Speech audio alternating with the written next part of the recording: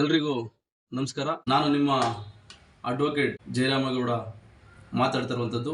ಇವತ್ತು ತಮ್ಮ ಮುಂದೆ ಪ್ರಸ್ತುತಪಡಿಸುವಂತ ವಿಚಾರ ಏನಪ್ಪಾ ಅಂದ್ರೆ ಕಾರ್ಮಿಕನ ಹಕ್ಕುಗಳು. ಕಾರ್ಮಿಕ ಅಂದ್ರೆ ಯಾರು? ತನ್ನ ಶ್ರಮವನ್ನ ಹಾಕಿ ದುಡಿಮೆಯನ್ನ ಮಾಡಿ ವೇತನವನ್ನ ಪಡೆಯುವಂತಹ ವ್ಯಕ್ತಿಯನ್ನ ನಾವು ಕಾರ್ಮಿಕ ಅಂತ ಕರೀಬಹುದು. ಪ್ರತಿಯೊಬ್ಬರಿಗೂ ಹೇಗೆ ಯಾವ ರೀತಿ ಹಕ್ಕುಗಳಿದೆಯೋ ಅದೇ ರೀತಿ ಕಾರ್ಮಿಕನಿಗೂ ಕೂಡ ಒಂದಷ್ಟು ಹಕ್ಕುಗಳಿದೆ, ಹಕ್ಕು ಬಾಧ್ಯತೆಗಳಿದೆ.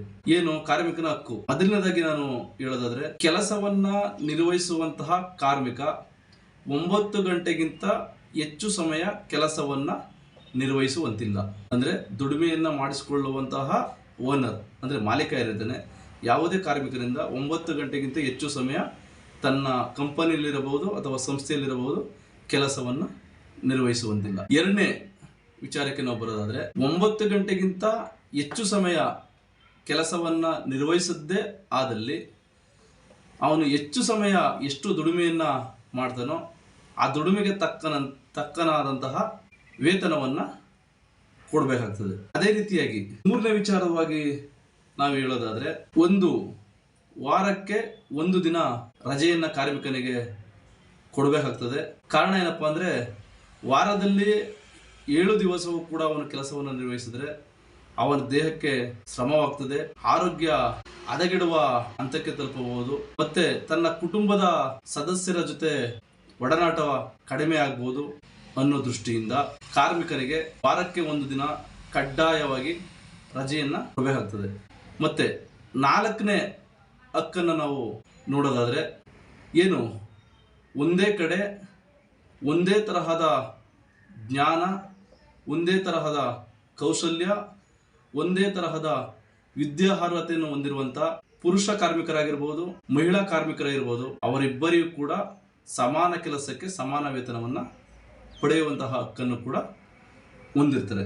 ಅದೇ ರೀತಿಯಾಗಿ ಏನು ಕಂಪನಿಯಲ್ಲಿ ಕೆಲಸವನ್ನ ನಿರ್ವಹಿಸುವಂತ ಕಾರ್ಮಿಕರುಗಳಿಗೆ ಕೆಲಸದ ಮಧ್ಯದಲ್ಲಿ ಒಂದಷ್ಟು ಸಮಯ ಬಿಡುವಿನ ಸಮಯವನ್ನು ಪಡೆದು ವಿಶ್ರಾಂತಿಯನ್ನು ಪಡೆಯುವಂತಹ ಹಕ್ಕನ್ನು ಕೂಡ ಕಾರ್ಮಿಕರು ಹೊಂದಿರ್ತಾರೆ. ಈಗೇನು ನಾನು ಹೇಳಿದೆ, ಇಷ್ಟೆಲ್ಲ ಹಕ್ಕುಗಳನ್ನು ಕಾರ್ಮಿಕ ಹೊಂದಿರ್ತಾನೆ.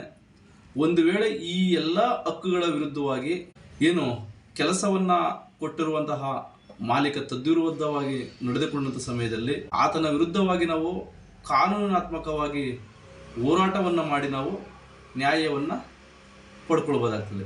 ಏನು ಇಲ್ಲಿವರೆಗೂ ಕಾರ್ಮಿಕರ ಹಕ್ಕು ಬಗ್ಗೆ ಏನು ವಿಚಾರನ ಮಂಡಿಸಿದೆ, ಈ ವಿಚಾರ ತಮಗೆ ಸರಿ ಅನಿಸಿದ್ರೆ, ಈ ವಿಚಾರದಿಂದ ನನಗೆ ಅನುಕೂಲ ಆಗಿದೆ ಅಂತ ತಮಗೆ ಅನಿಸಿದ್ರೆ, ಏನು ನಮ್ಮ ಚಾನಲ್ನ ಬೆಲ್ ಬಟನ್ನ ಒತ್ತೋದ್ರ ಮೂಲಕ ಸಬ್ಸ್ಕ್ರೈಬ್ ಆಗಿ ಲೈಕ್ ಮಾಡಿ ಈ ವಿಡಿಯೋವನ್ನು ತಮ್ಮ ಸ್ನೇಹಿತರು ಹಾಗೂ ಹಿತೈಷಿಗಳಿಗೆ ಶೇರ್ ಮಾಡೋದ್ರ ಮೂಲಕ ಬೆಂಬಲಿಸಿದ್ದೇ ಆದರೆ ಇನ್ನೂ ಹೆಚ್ಚಿನ ವಿಡಿಯೋಗಳನ್ನ ನಾವು ಮಾಡ್ಬೋದಾಗುತ್ತೆ.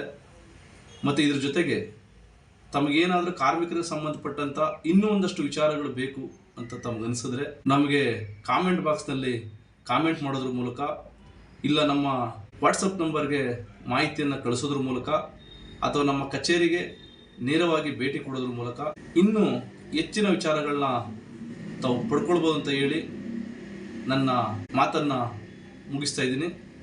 ಎಲ್ರಿಗೂ ನಮಸ್ಕಾರ. ಮುಂದಿನ ಸಂಚಿಕೆಯಲ್ಲಿ ಈ ಖಾತೆ ಪಡೆಯುವ ಬಗ್ಗೆ ಸಂಪೂರ್ಣ ಮಾಹಿತಿಯನ್ನು ತಿಳಿಸಲಾಗುವುದು.